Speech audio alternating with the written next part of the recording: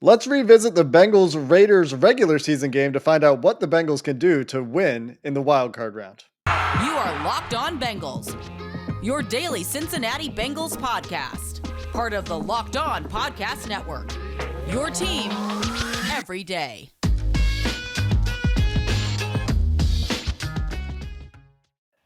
What up, Bengals fans, and welcome to another episode of the Locked On Bengals podcast. I'm your host, Jake Liscow, joined today by Mike at Bengals_Santagata, and of course, as always, your co-host of the Locked On Bengals podcast, James Rapien, who's very upset, if you're watching on YouTube, that I named Mike before him.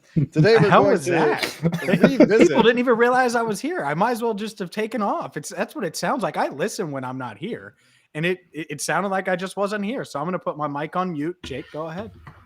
All right, so James is going to be here on video, I guess, for the rest of the show, and Mike and I are going to talk about the Raiders and the Bengals matchup from the first game. We're going to start with the passing offense and the passing defense of the Las Vegas Raiders. We'll get into the Joe Mixon factor before we circle back to what Vegas likes to do on offense and what the Bengals can do to try to bottle that up. And that actually is, I think, one of the Bengals' bigger advantages in the game. But I think a lot of folks think, Mike, that this is a really positive matchup for the offense too, starting with the passing offense. And Gus Bradley asked, Zach Taylor, I should say, was asked about Gus Bradley, and Joe Burrow was asked about Gus Bradley and their cover three defenses and how they like to mix it up. A lot of single high stuff from this Raiders defense, which you would think would be a recipe for success for this Bengals passing offense. How can the Bengals best take advantage of this cover three, the single high scheme dominance from Vegas? So first, for the watchers, I drew out cover three and the responsibilities here. Trying to get it perfect. Sorry. But so you've got the corners on the outside, one-on-one, on anything vertical from those receivers. The free safety is just going sideline to sideline. Your two off-ball linebackers, Mike and Will there, they're going to take the hook zones, which are just shallow middle of the field. And then you've got your curl flats from the star and the money or strong safety. And that's your cover three sky. There's cover three buzz and some other ones like that, but it just changes around who goes where from what depth. But it's still the same look. It's still seven guys in coverage and one deep free safety. So ways to attack that. One way the Cincinnati Bengals attacked that last time was running, just doodle it out real quick, a nice dragon concept. I know Jake likes that. We've talked about it before. And that is your slant flat. So I put that over here. And what's that going to do? Well, the corner just takes himself out of the play. He's off. So he's not covering a 4 or 5 yard slant. And then what you're going to do is basically put a little triangle around that guy right there, or on the other side, whoever you want to attack, the curl flat defender, because he can't be right. If the corner isn't involved in this play, then he can't be right because he's either going out with the flat or he's going to stay in to cover the slant. So that's one way you could attack it. You could attack the one-on-one matchups because they're not giving help. And Jamar Chase, he was a little sluggish in that game, but I mean, he's been on a heater lately, 260 yards against the Chiefs. It's not man-to-man press coverage, so I don't know if the go balls will be there, but with them off like that and playing this way, I mean, curl flat, Hank is another name for it. That's another very common way to attack cover three like this. Comebacks, anything that you're going to push vertical and then push back to the ball, basically curls, comebacks, hitches, anything like that. And that'll give Chase the ability to run after the catch, gets him one-on-one with a cornerback, and a little stutter go. If you hit him with a few of those, could end up being a very easy, explosive touchdown. So there's a few ways to attack it. There's a lot more, but those are some of the basic ways to attack your cover three shell. Sands, the interesting thing to me when you were describing that, I think back to that game, and I think the longest pass play for Burrow was 17 yards. And you think over the past 8-9 weeks, and really 4 to 5 weeks, you mentioned Chase being on a heater. A lot of that is is catching and running. And so is there a way the Raiders could adjust things to where they prevent that? Because if I'm the Raiders, I get going into it week 10, week 11, whatever. I know it was November 21st. Let's not allow the downfield go balls. But now Chase has shown, hey, I can beat you this way too. So it's damned if you do, damned if you don't almost. I think they're just going to be worried about the go balls. I don't think a coach like Gus Bradley is going to change his stripes this late into the season or this late into his coaching career, to be honest. So he's probably going to play cover 3, try to rally and tackle Seattle stuff. They could try to key in, like maybe let the corner, like, hey, play a little flat foot here because they're not really testing you vertically. And I mean, we've got a great free safety and Trevon Moehrig. He's a rookie, but he's good. And he'll get over the top if you do get beat deep. So try to play flat foot and try to come down real hard on anything or something like that. But I don't see them trying to get into anything that would be like press up. We're going to stop everything shallow, and because they're more of a bend don't break. They're not the try to force the turnover, all that type of defense. They do with their front, but not the coverage. And they don't force a lot of turnovers for what it's worth. Go ahead, Jake. I was just going to say, I think we have to talk about the front and the tackles for the Cincinnati Bengals against some good edge rushers. We'll go there in just a second. What about the sluggo idea, Mike? You talk about the dragon concept, a good way to set up a sluggo. Maybe is that an opportunity? Because I'm just thinking, you're talking comebacks. I'm thinking outbreakers as well in the one-on-one matchups with these exterior corners and how good Joe Burrow's been throwing outside the numbers. But then I think about double moves off of that. Like, is there a slot fade kind of thing we could see? Is there an out and up, a sluggo that we could see for some of these big plays? Because it's not like the Bengals didn't try to go vertical against the Raiders the first time. They just didn't hit those plays.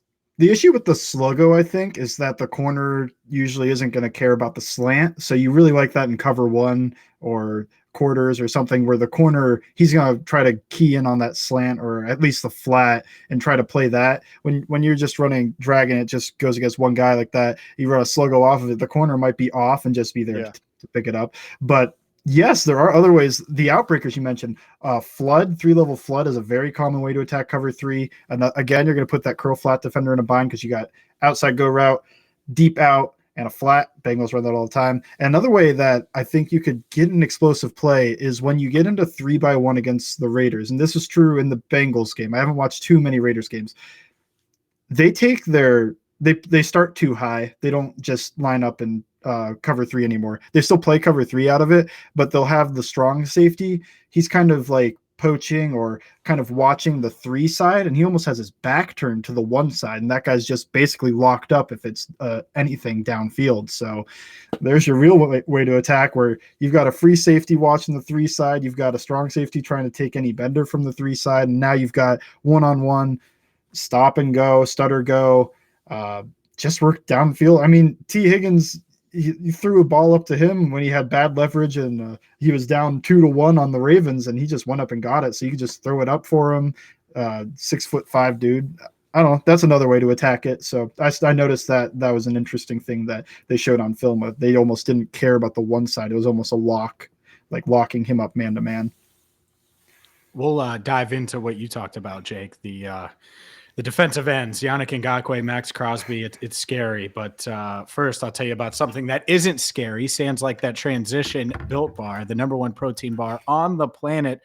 That's what Jonah Williams needs to be eating this week before he goes up against those guys. And they're awesome. They taste great. They're covered in 100% chocolate. They're high in protein. They're low in sugar. They're low in calories. So it doesn't matter if you're counting your macros. It doesn't matter if you're just looking for a post-workout protein punch, or maybe you just need a midday snack that's a little healthier than a candy bar. Well, you're going to get that with Built Bar, and they taste like a candy bar. So check them out right now, Built.com, and use promo code LOCK15 to get 15% off. Again, get 15% off at Built.com with promo code LOCK15. Let's go offensive line after one more idea that just popped into my head. The wheel behind the clear out. Is this a play that we might get to dust off against the Raiders this week? We haven't seen it for so long. Wheel routes are another way, a common way to attack cover 3. Just the post wheel concept is a classic cover 3 beater. Because what you're doing is you're taking that corner who's got that third of the field and you're just running him down and you just send a guy behind it. And one of the ways in college they do it, I don't know if the Bengals have the offensive line to run this one, but when you run the shark wheel with the running back, so if they had Chris Evans, or I think Mixon could do it too, running the wheel route behind that, they usually don't care about a running back trying to get out there because that's usually a swing route. Will swing and he's gone. I mean, he's matched up with either Pro Bowler Denzel Perryman, who I think that either running back would be fine against, or they're matched up with Corey Littleton, which a little bit more dicey. He's fast, but I don't know. I think they could get behind him. So those are ways to attack cover 3. I was thinking about put Jamar Chase in the backfield, let him run the wheel. But James, go ahead and let's move off of maybe some passing concepts and talk about this defensive and offensive trench matchup. Jake, we could talk about Chris Evans more if you want. I could talk Yeah. about Chris Evans all day long. You know me. I'm like, man, don't play him against the Browns. You need to save that man. Anyways, let's talk about this trench matchup. Because to me, like, if you explore the path to the Raiders winning and pulling off the upset, a lot of it has to do with Yannick Ngakoue and Max Crosby just wreaking havoc in the trenches and giving the Bengals a hard time. Crosby leads the NFL in pressures, only has 8 sacks. I say only, it's still a good number, but when you're leading the NFL in pressures, that's weird. So what was he able to do so well in that first matchup? Because he obviously got plenty of heat on Burrow. Real quick, Mike, before you answer the question, just want to add a stat for context here. What was it? Like a 62% pass rush win rate against the Bengals was the next gen stats. And his second highest was like 28%. This year. So great game, but go ahead, Mike. Riley Reef, that was terrible game from him. I mean, he's going against a really good player, so I get it. It happens. But don't profile him because he changes direction and he's got bend and quickness that some people might not expect.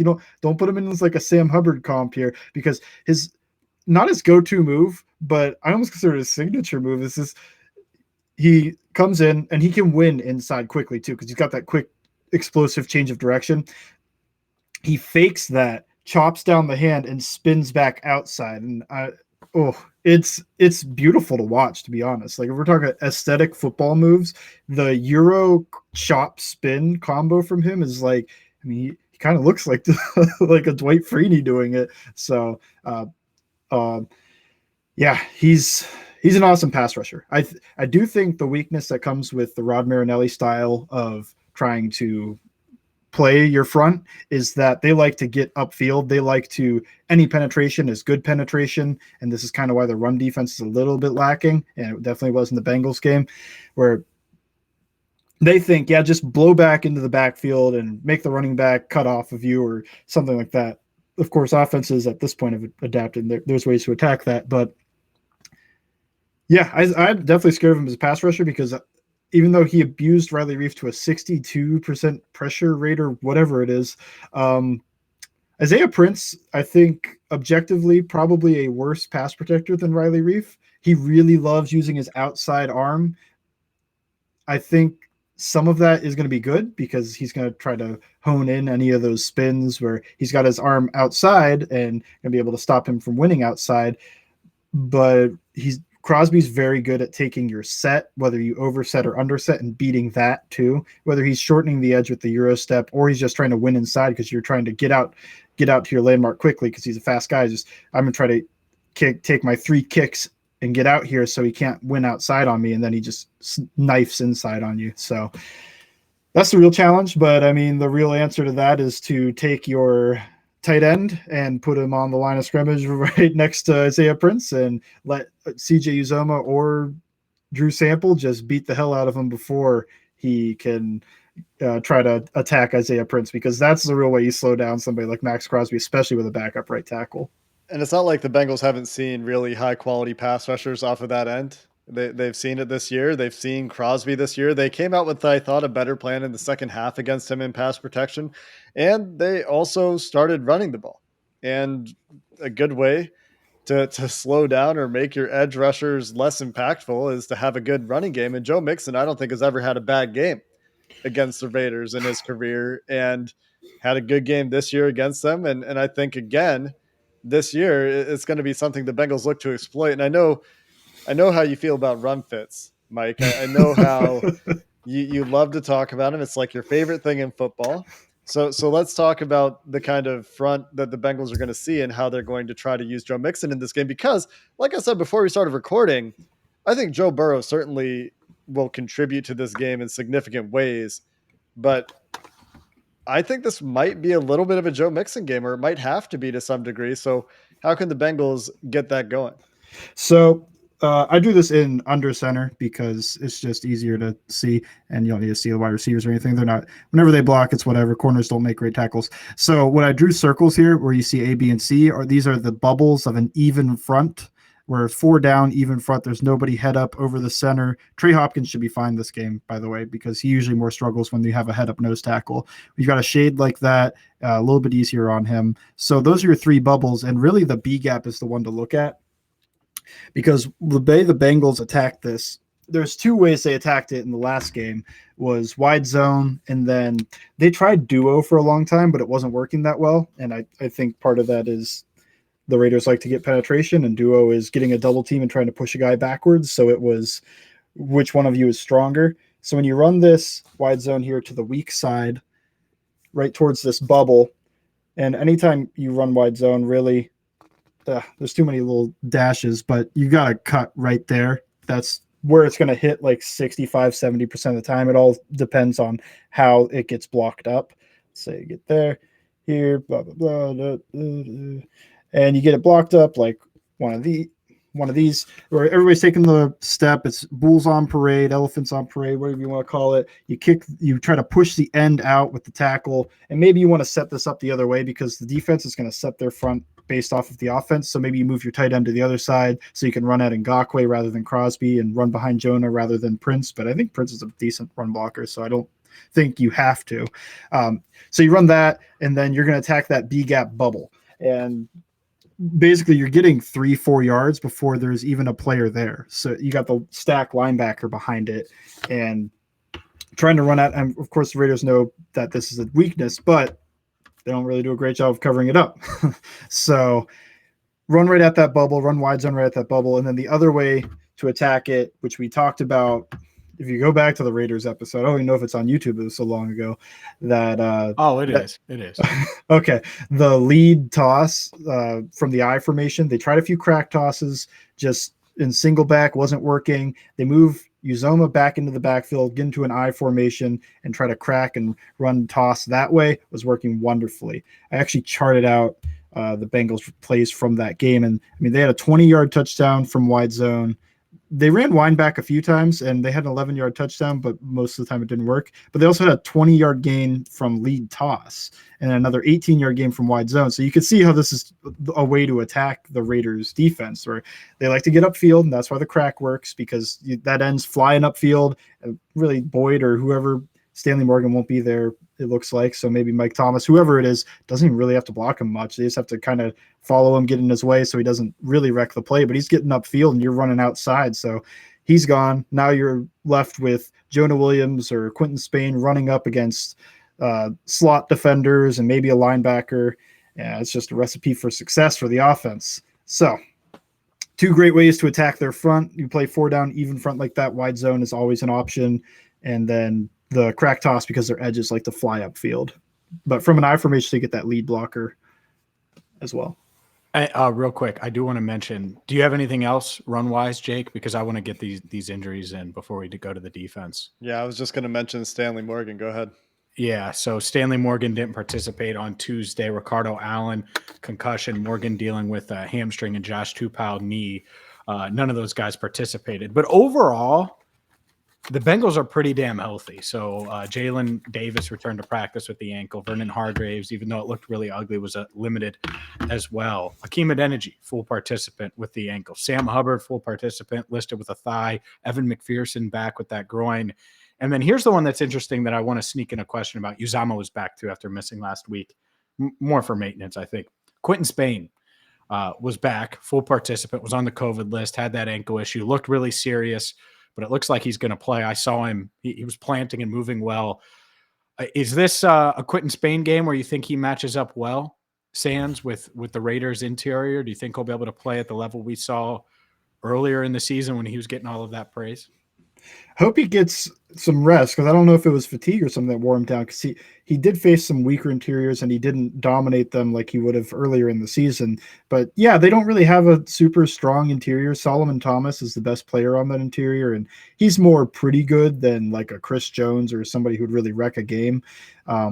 He could blow up a few plays, but I think I don't think he's any better than Quentin Spain is at guard, at least earlier in the season. So it should be a game where he does well. And I don't think the interior of the Bengals offensive line, which is probably a concern of everybody, is really going to struggle too much. I could regret those words, but I think they match up pretty well. So I mentioned Trey Hopkins should be okay this game because he's not facing a head-up nose tackle.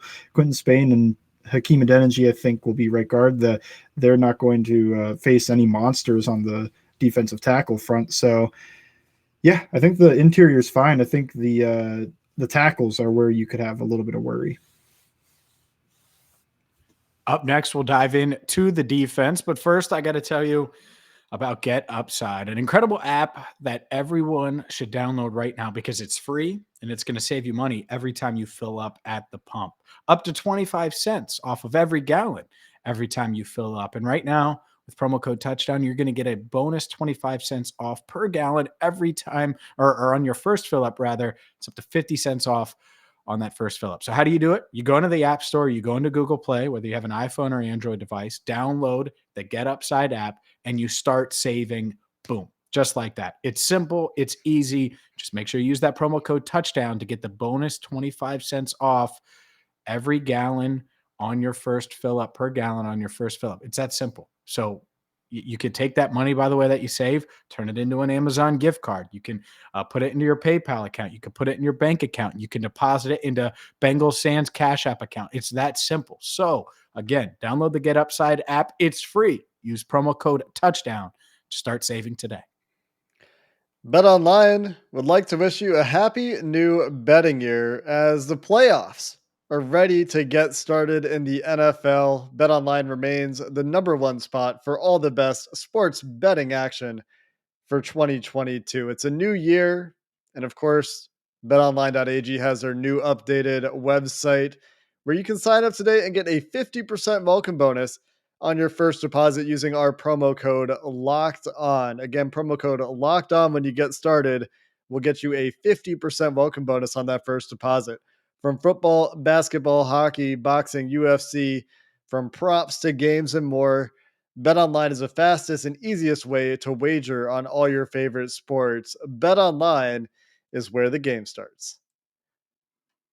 All right, guys, let's get into that defense a little bit here. Obviously, the priority one, I think, just like last time the Bengals played the Raiders, is Darren Waller. And 1A is Hunter Renfrow, who doesn't look like he should be a great football player, but is a great football player despite his hair pattern. So shout out Hunter Renfrow. And then I think Josh Jacobs probably a little bit healthier than he was the last time these two teams played. Mike, let's start with those passing weapons for Carr and this Raiders offense. I feel like the Bengals could kind of bottle up this Raiders offense again. They held them relatively in check on the road. This will be a playoff game in Paul Brown Stadium, the crowd to contend with, no hard count at Carr's disposal. What are you seeing in this matchup that am I right or am I wrong that maybe this is an edge for the Bengals? The worry is always when you face somebody like Darren Waller. I think Hunter Renfrow is a worry, but to me, Hunter Renfrow isn't going. Weird that a tight end's the one that's pushing more vertical, but Hunter Renfrow doesn't push as vertical as often as a Darren Waller, and the Raiders really like to isolate up Darren Waller on the backside of 3x1. I call that nub trips throughout the formation here, and I made sure to put HR for Hunter Renfrow there, but then 83 with 5 underlines so that you know where he is, because that's the guy you really have to make sure doesn't wreck your game plan. And I think they might still have Deshaun Jackson, so you can't let him get behind you and things like that. But really, 83 is the one that he could catch 9 passes for 150 yards and 2 touchdowns or something. I mean, he's just a super talent at tight end. They've struggled a little bit with some of the ways they've handled tight ends, but I think Trey Flowers does an okay job when he's manned up. And when you get into that 3-by-1 look that I just showed for the video listeners, I almost said listeners. Anyway, so for the video guys, when you see the 3-by-1 look like that, you could match. Usually you lock up on that backside tight end, and that's the reason they want to do it. They want to get a one-on-one matchup. So that's why you can't just put up Pratt or Wilson on them, because linebackers don't match up with tight ends and man coverage that well anymore, not in this day and age. So you put a safety or a Trey Flowers type on him and hope that they can survive doing that, or just play your zone coverages. But I mean, eventually zone just becomes man in a way. Anyway, yeah, I'd watch where 83 is. I'd look out. I think he's getting healthy.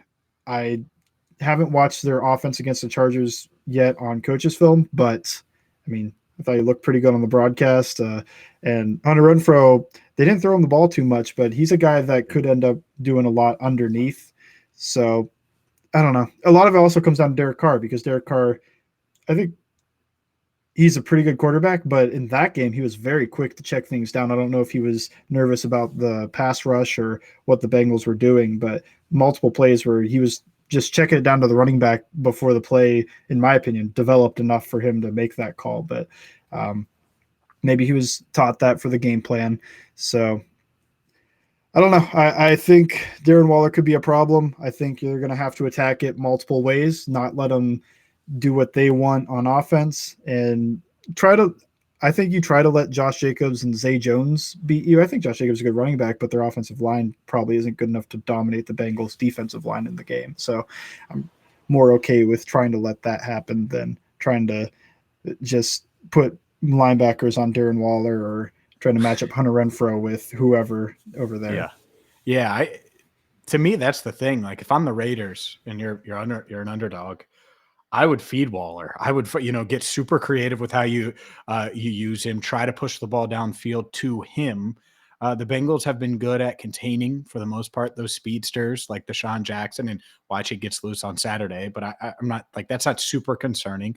I agree with you. Josh Jacobs is probably the second best of the weapons on this team, but they've done a good job against the run. And so then, the Renfrow part of it. Is this the Renfrow game where he has 15 targets, 12 catches for $120, and 8 of them are on third down? Like, that's the scary part, because he is super talented. I had him on a couple fantasy teams, and it's like, am I really going to start Hunter Renfrow over, I don't know, Keenan Allen? And it was the smart decision a lot of times. So they like to feed him, even though he wasn't as involved last week. So they do have weapons, as weird as it sounds. Let me ask you, and this isn't even a film. Well, everyone keeps talking about the weather with Derek Carr and everything like that. I don't think that's going to impact. And if anything, if I'm the Raiders, it's even more of a reason for Derek Carr to lean on number 83. I don't know. Your thoughts? I'm just spitballing here, but your thoughts? You like spitballing, Sands?